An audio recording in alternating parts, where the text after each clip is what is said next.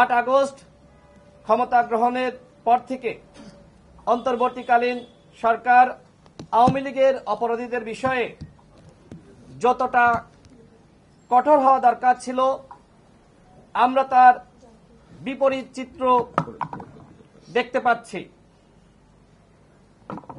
যুগান্তরের প্রতিবেদনে উল্লেখ করা হয়েছে 8 আগস্টের পর থেকে এখনো পর্যন্ত স্বৈরাচারের 572 জন দোষর জামিনে মুক্তি পেয়েছে।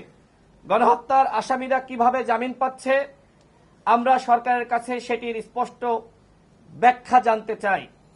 এছাড়া গণ অভ্যুত্থানের পরে সারা দেশে কতজন আওয়ামী লীগের অপরাধীদেরকে গ্রেপ্তার করা হয়েছে সেটিও স্বরাষ্ট্র উপদেষ্টাকে আগামী 24 ঘন্টার মধ্যে জনসম্মুখে প্রকাশ করার দাবি জানাচ্ছি।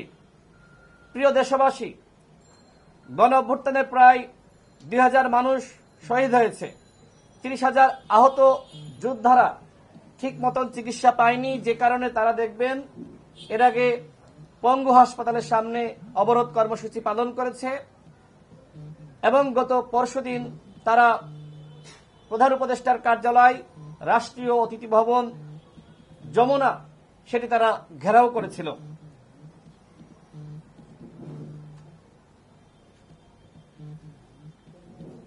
আমরা মনে করি ন্যায় বিচার প্রতিষ্ঠার লক্ষ্যেই এই আওয়ামী লীগের যারা অপরাধী রয়েছে তাদেরকে গ্রেপ্তার করতে হবে।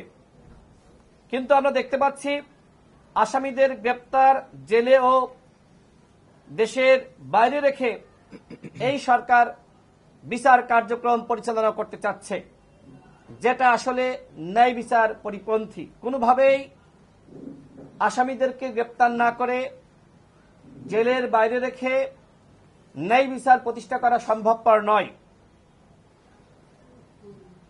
এই লক্ষ্যে আগামীকাল 5 ফেব্রুয়ারি গণ অধিকার পরিষদের পক্ষ থেকে 64 জেলায় একযোগে ডিসির মাধ্যমে প্রধান উপদেষ্টা বরাবর স্মারকলিপি প্রদান এবং একই সাথে গণহত্যার বিচার এবং আওয়ামী লীগের সাংগঠনিক কার্যক্রম স্থগিত, নিবন্ধন স্থগিত করার দাবিতে 64 জেলায় স্মারকলিপি প্রদান কর্মসূচি এবং বিক্ষোভ সমাবেশের আহ্বান করা হচ্ছে।